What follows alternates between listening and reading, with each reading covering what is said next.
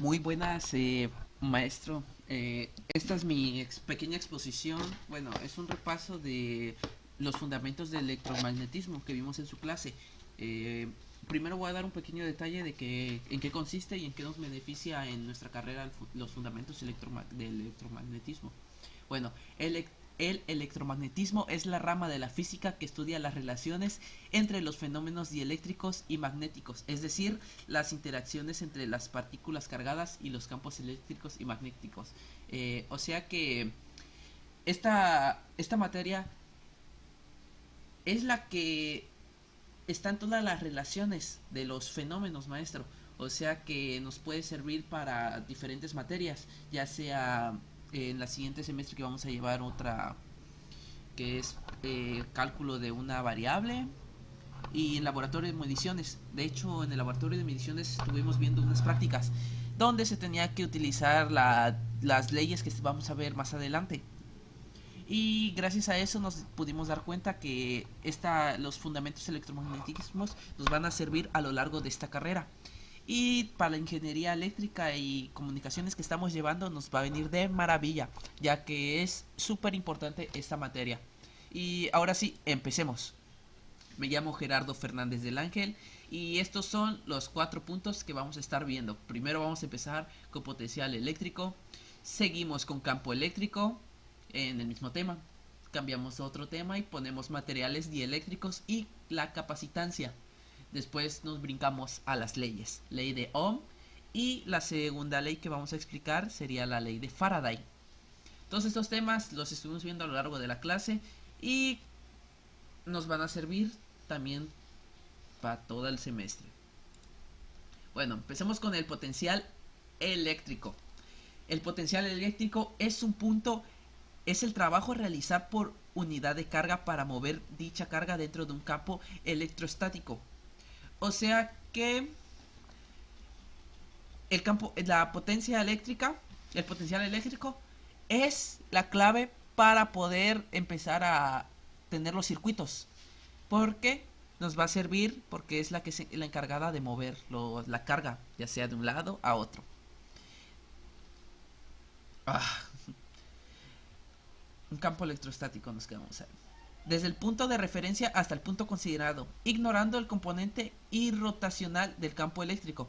Dicho de otra forma, es el trabajo que debe realizar una fuerza externa para traer una carga positiva unitaria, que sería Q, desde el punto de referencia hasta el punto considerado en contra de la fuerza eléctrica y a la velocidad constante. Aritméticamente se representa como el coeficiente que sería B, V y B menos V y A sería igual a WAB sobre Q0. El potencial eléctrico solo se puede definir unívocamente para un campo estático producido por cargas que ocupan una región finita del espacio.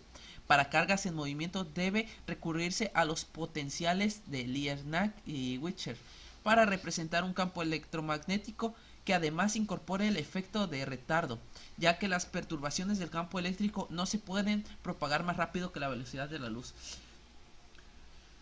O sea que tenemos que estar checando eso, porque si se pasa de la velocidad no nos va a servir la carga. Nos va a decir error si es en un circuito o en lo que sea, no nos va a servir y puede hasta quemar el circuito.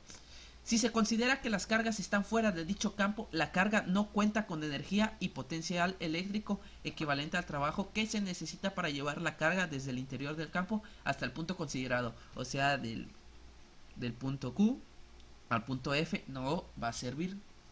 Todos los puntos en un campo eléctrico que tienen el mismo potencial forman una superficie equipotencial. Una forma alternativa de ver al potencial eléctrico es que, a diferencia de la energía potencial eléctrica o electrostática, él caracteriza solo una región del espacio sin formar en cuenta la carga que ahí se pudo colocar.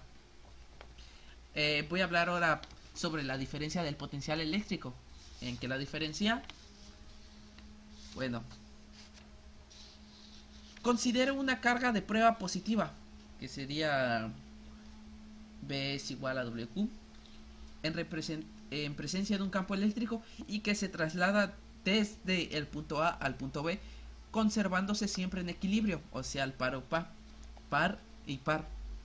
Si se mide el trabajo que debe hacer el agente que mueve la carga, la diferencia de potencial eléctrico se define como, que sería, y ahí está, se definiría por aquí, vea.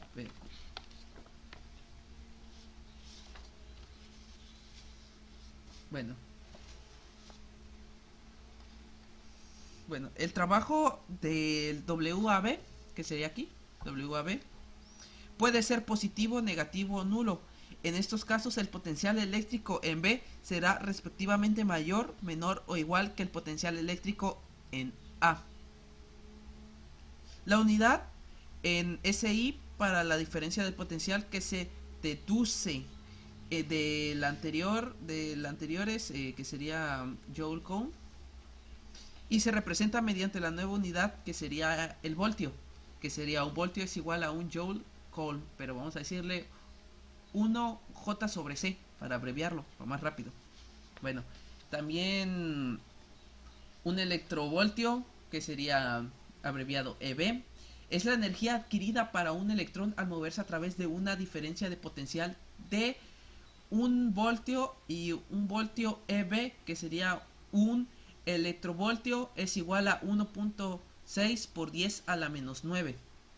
Algunas veces se necesitan unidades mayores de energía y se usan los kiloelectrovoltios, que sería KeV, mega electrovoltios, que sería MeV, y los gigaelectrovoltios, que serían GeV. Aplicando esa definición a la teoría de circuitos y desde un punto de vista más intuitivo, se puede decir que el potencial eléctrico en un punto de un circuito representa la energía que posee cada unidad de carga al paso por dicho punto. Así, si dicha unidad de carga recorre un circuito constituyéndose en corriente eléctrica, éste irá perdiendo su energía, su potencial de tensión, o sea que va a perder su eficiencia, ya no va a servir, va a limitar. Si tendría que ir a una medida de voltios, va a ir más baja, no va a alcanzar. Eh, la energía perdida por la cantidad que se manifiesta como trabajo realizado en dicho circuito, o sea, en pocas palabras, decir que es cuando se calienta una resistencia, o pues cuando se prende la luz de una lámpara, cuando se mueve un motor y así sus funcionamientos. Pero por el contrario, esta energía perdida se recupera al paso por fuentes generadoras de tensión. Eh, es, es muy, bueno, es conveniente estar distinguiendo entre los potenciales eléctricos de un punto, que sería la unidad que se encarga de una unidad de dicho punto, y la corriente eléctrica, que son numerosas cargas que atraviesan que atraviesan dicho punto por segundo. Ahora nos pasamos que es el campo eléctrico. Bueno, un campo eléctrico es una carga física es un campo físico o interactúan por cargas eléctricas o cuerpos cargados eléctricamente. Su representación por medio de un modelo describe el modo en que distintos cuerpos y sistemas de la naturaleza eléctrica interactúan con él. O sea que el campo eléctrico es lo que hace que funcione el mecanismo. Vamos a poner de ejemplo la placa madre de una computadora. El campo eléctrico es el que se encarga de estar pasando corriente y estar generando la suficiente energía que se necesita para poder encenderla, para poder hacer que funcione bien sus transistores, todo. Bueno, dicho en términos físicos, es un campo vectorial en el cual una carga eléctrica determinada con Q sufre los efectos de una fuerza eléctrica llamada F. Estos campos eléctricos pueden ser consecuencia de la presencia de cargas eléctricas o bien de campos magnéticos variados.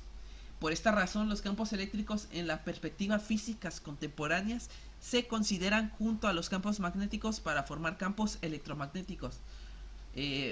O sea que desde el punto de vista físico, los campos eléctricos son para generar campos electromagnéticos para que pueda fluir con más eficiencia la electricidad. Así, un campo eléctrico en esta región del espacio se ha visto modificada por la presencia de una carga eléctrica. Si esta carga es positiva, genera líneas de campo eléctrico que nacen y extiende hacia afuera con dirección radial. Si por el contrario la carga es negativa, las líneas del campo mueren. En la carga, si se acerca una carga de la región del espacio donde existe un campo eléctrico, esta experimenta una fuerza eléctrica con una dirección y sentido. Aquí lo que acabo de explicar lo podemos ver en esta imagen, donde el conductor A, que sería el positivo, y el conductor B, el negativo. El conductor A nacen, como dijimos, las cargas, el campo genera campo eléctrico positivo, o sea que las expulsa. Pero al contrario del negativo, las atrae, por eso es que van así. El campo que tira el primero, que es el positivo, las absorbe el negativo, ya que el negativo se encarga de atraer la electricidad y el positivo de expulsarla. Bueno, bueno, esta es la ecuación FEQE, la ecuación del campo eléctrico, que sería E con la fuerza que ejerce sobre una carga Q, que sería fuerza es igual a Q sobre eso, que es QE, donde F es la fuerza eléctrica que actúa sobre la carga eléctrica, que sería Q, introducida en el campo con intensidad, que sería E.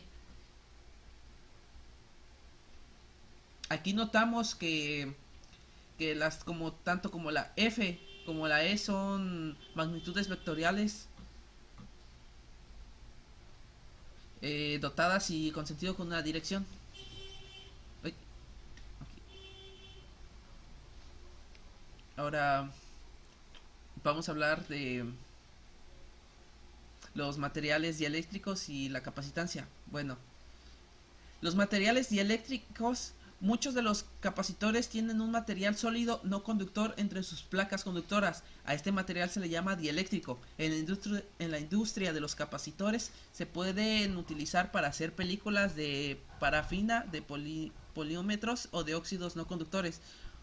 O sea que el material que sería el dieléctrico no es conductores. Se encargan de no, imagínense, no querer pasar una carga a otra resistencia. Ese sería un dieléctrico, un material dieléctrico. No sobrepasa la carga. Las placas metálicas con un dieléctrico tienen varias funciones, dan soporte mecánico al sistema, es decir, mantienen las placas separadas. Además, el dieléctrico puede soportar diferencias de potencial mayores al aire, sin que se llegue a romper, o sea, sin que se ione el material y haya conducción entre las placas. Finalmente, la capacitancia aumenta cuando se introduce un dieléctrico entre las placas. La relación entre la capacitancia del capacitador fue cuando se introduce el dieléctrico C y cuando las placas se separan por el vacío C0. Se llama constante dieléctrico del material K.K.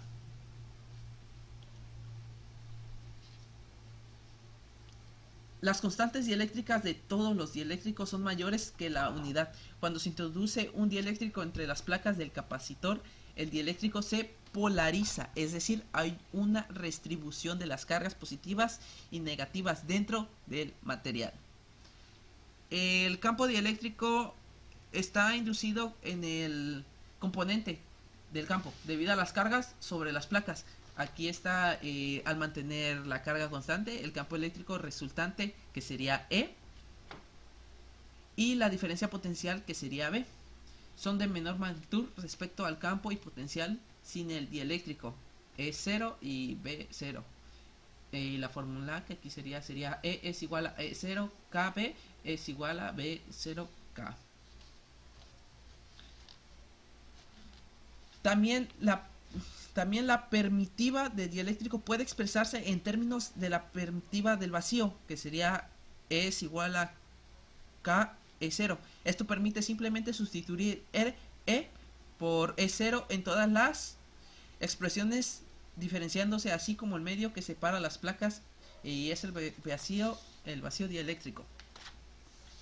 Por ejemplo, se lo voy a decir, U1, 2, EE2 para la resistencia de energía y C es igual a EAD para la capacitancia de un capacitor de placas materiales, ambos con materiales dieléctricos. Esto sería todo de de los materiales eléctricos y capacidad. Ahora nos pasamos a la ley de Ohm. Bueno, la ley de Ohm es sencilla de aprender la ecuación y pues la ley de Ohm describe el modo que la corriente eléctrica circula a través de una resistencia. Eh, Tanto como la ley de Ohm como la ley de Faraday tienen un enunciado. Y aquí está. El enunciado de la ley de Ohm sería: la intensidad o corriente de un circuito eléctrico varía de manera proporcional a la potencia o voltaje aplicado. A mayor voltaje, mayor intensidad y viceversa. E inversamente a la resistencia, a mayor resistencia, menor densidad y viceversa. Bueno, la intensidad de corriente que atraviesa un circuito es directamente proporcional al voltaje o tensión del mismo e inversamente proporcional a la resistencia que se presenta.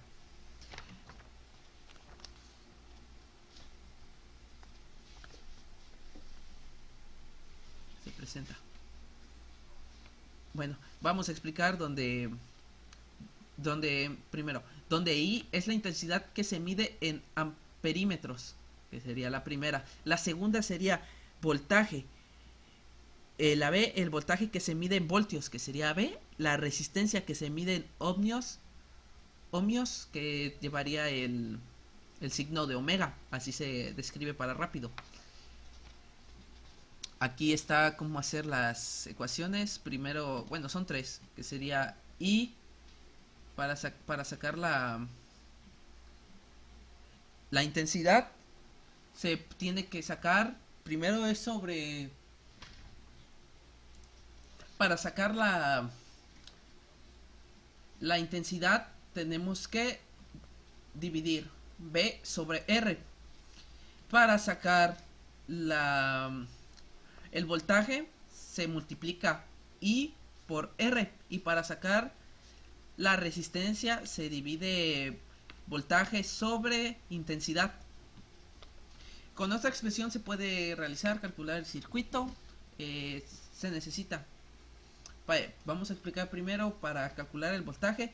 Vamos a deshacer la fracción pasando R y dividiéndola.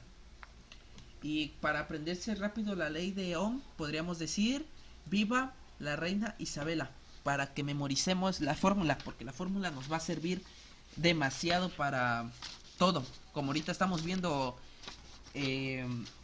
las resistencias en laboratorio, estamos revisando también las fórmulas que estamos repasando ahorita en la exposición para poder sacar bien el voltaje que nos pide.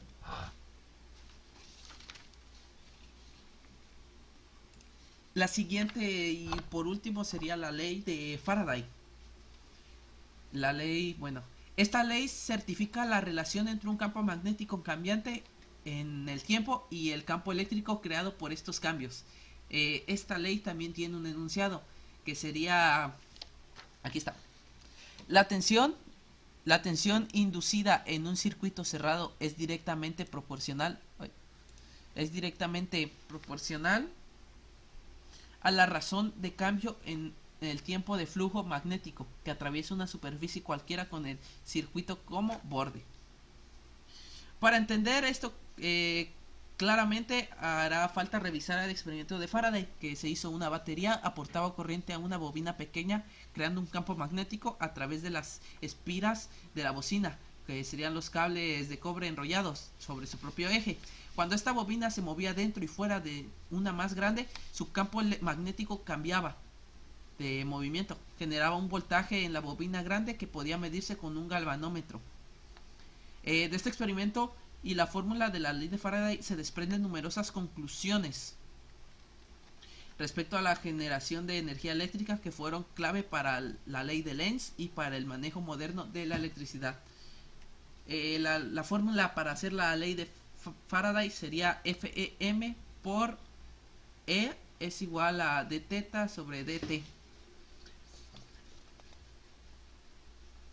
en donde FE o E representan la fuerza electromotriz inducida, que sería la tensión, y dθ sobre dt es la tasa de variación temporal del flujo magnético θ. esta ley pues sí funciona, porque nosotros acabamos de hacer un experimento de cómo era que se movía la bobina en la materia de laboratorio de mediciones. También enrollamos sobre su propio eje y logramos ver que sí tiene un flujo. Yo con mi propia experiencia puedo explicar este tema con más facilidad porque ya lo acabo de hacer. El flujo magnético atraviesa el circuito como un borde, va girando y eso genera un campo magnético que hace que se mueva y se pueda medir dependiendo las vueltas de cobre que se le dé al eje. Es como tiene que pasar la corriente. Puede ser una corriente de pilas. Imagínense que ponemos una corriente de 20 bueno, una de pilas AA, pues esa tiene que aparecer. Pero si enrollamos de más, vamos a tener que poner dos pilas para poder checar el voltaje. Y eso es lo que representa la ley de Faraday. Y gracias a eso ya tenemos todos los avances científicos, bueno, eléctricos, porque en él se maneja lo importante. Ahora proseguiremos a realizar los ejercicios. Bueno, de los tres temas que nos mandó a pedir maestro que expusiéramos, elegí el ejercicio de la ley de Ohm para representarlo, para explicarle a usted cómo se resuelven. Bueno, el ejercicio de la ley de Ohm se expresa la relación entre B y R en un circuito eléctrico de CD, donde B, que es el voltaje, se representa a medida de volts, que sería el color amarillo, y que sería la corriente que se mide en amperes, y resistencias con R, que los mide por ohms. Para memorizarse esta fórmula, de lo más fácil, nada más hay que recordar la abreviación, o como se dice, viva la reina Isabela. Esto nos va a facilitar mucho a la hora de estar buscando estar resolviendo las ecuaciones de la ley de Ohm, porque se necesitan más en los circuitos, más ahorita que estamos viendo en otras materias cómo se desarrollan. Vamos a empezar. En la primera sería búsqueda de resistencia. Sabemos que la ley de Ohm se basa en viva la reina Isabela, pero hay que buscar la resistencia, ya que sabemos la intensidad, que es 0.5 de intensidad. Voltaje. Sabemos que el voltaje es de 50. Está en color amarillo. Pero para sacar la fórmula, para poder representar y sacar el resultado de la resistencia, tenemos que poner R. Pero, un momentito. Pero R, ya agarró color, ya está. Donde R está en la esquina, sabemos que como está en la misma pirámide, así mismo como está en la pirámide, vamos a sacar volumen sobre intensidad. Si estaría con... Si tuviéramos que buscar aquí, se tendría que multiplicar. Pero ahorita eso lo explicaremos. Sabemos que no tenemos el coeficiente R, que sería la resistencia, pero sí sabemos el de B y el de intensidad. Solo hay que dividir estos dos para sacar el resultado de este. Así que sería esta la ecuación. R es igual a B sobre intensidad. Y para sacarlo tendremos que sacar, como dice aquí en el ejemplo, 50 voltios, que está dividiendo la intensidad, que sería 0.5 A. Ahora dividimos en la calculadora, que sería 50 entre 0.5, nos saldría a igual a 100. Ese sería el resultado de el primer problema, que sería resistencia es igual a 100. Ahí ya tenemos el primero. El segundo vamos a seguir, que sería búsqueda de corriente. En la búsqueda de corriente Vamos a ponerle aquí. Sabemos que tenemos la resistencia, el voltaje, pero la intensidad que se necesita buscar no está. Para eso tenemos que aplicar lo mismo, que sería, este es el coeficiente que nos hace falta, la I. Sabemos que tenemos R y B, resistencia y voltaje, lo que significa que hay que, otra vez, dividir, ya que este es el que no está. Dividimos, que sería la fórmula primero I sobre B sobre R. Ahora seríamos que sabemos que es 10 voltios sobre 8 omega. Ahí está. Y vamos otra vez a la calculadora y dividimos 10 entre 8. Y nos sale a 1.25 de amperes. Ese sería los amperes. 1.25 amperes.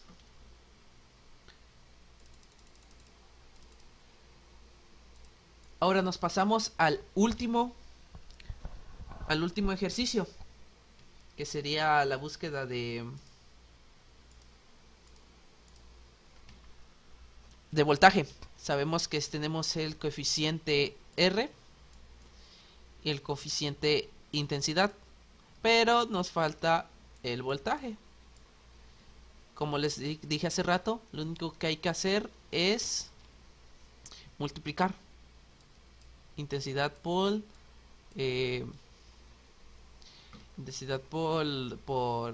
resistencia, y pues sería así: B es igual a R es igual R por intensidad, sería B es igual a 5.3 omega.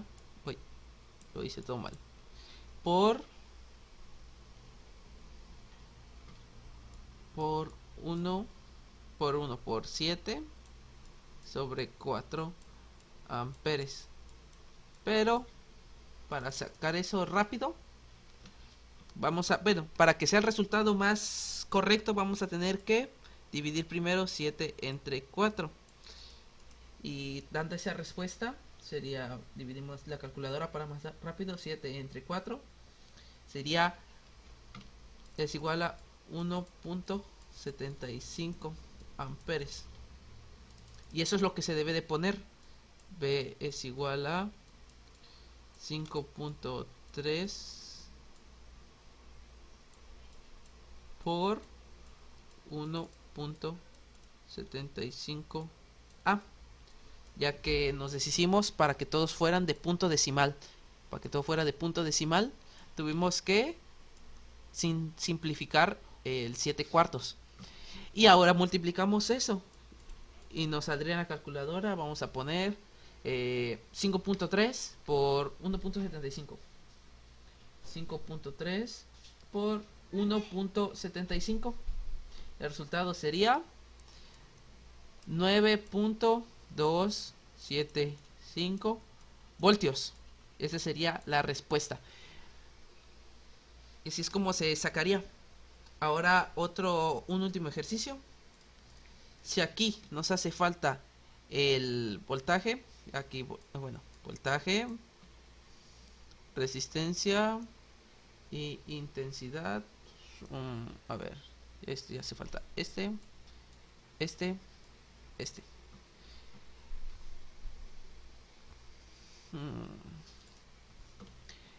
Bueno, ya estuve viendo lo de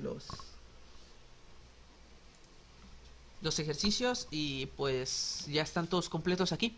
Podríamos poner otro ejercicio, no sé si, imagínense si aquí en vez de 50 serían 45 voltios y aquí serían 0.7. Pues sería lo mismo. Tendremos que resistencia es igual a voltios sobre intensidad.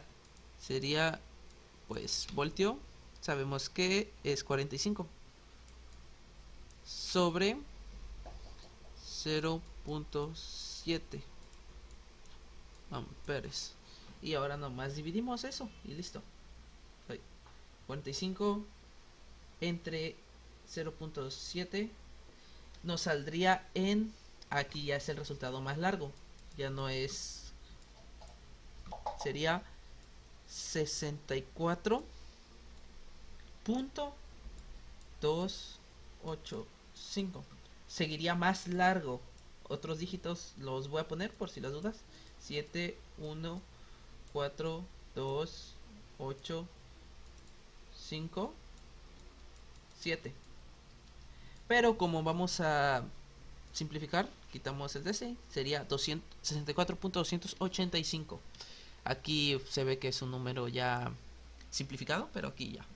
También para los demás ponemos más ejemplos si quieren. Corremos esto para acá.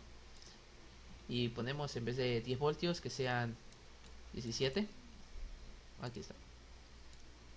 Serían 17 voltios. Y aquí serían... vamos a poner un... Aquí cuánto había, 5.3. Vamos a ponerle 6.6. Ay, qué feo, 6 omega. Pues lo mismo, buscaríamos la intensidad, que no sabemos, que es nuestra incógnita, es igual a voltios sobre R. Bueno, yo R significa resistencia, pero yo nomás le digo R para no perderme. Sería es igual a 17 volt sobre 6.6 omega. Y la respuesta sería, pues nos regresamos a dividir. 17 entre 6.6 es igual a... Nos sale otra suma larguísima, pero solo vamos a ponerlo primero. 2.575, etcétera, etcétera, etcétera, etcétera.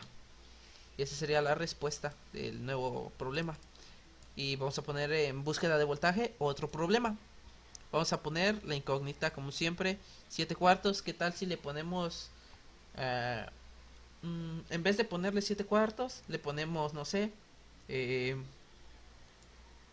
amperaje, vamos a hacerlo alto, que tenga 42 de amperaje. Y la resistencia sea igual a 6 octavos. Pues se hace lo mismo. Se tiene que simplificar a punto decimal, que sería B es igual a resistencia por intensidad. Sería igual a B es igual a 6 entre 8. Vamos a poner 6 entre 8 es igual a 0.75. 0.75. Y lo otro sería 42. Y solo hay que multiplicar 0.75 por 42 es igual a... El voltaje es igual a 31.5 de voltaje. Y así con estos ejemplos, no sé si les hayan entendido, pero los traté de explicar lo más simple y detallado que pude. Hasta esto los descompuse. Acuérdense que hay que acordarse de la fórmula, que sería viva la reina Isabela, para más fácil aprendérselo. Y con eso ya tenemos vistos lo que sería el ejercicio de la ley de Ohms. Esto sería todo de mi parte. El que lo explicó, Gerardo Fernández del Ángel, se despide, maestro, y gracias por su atención.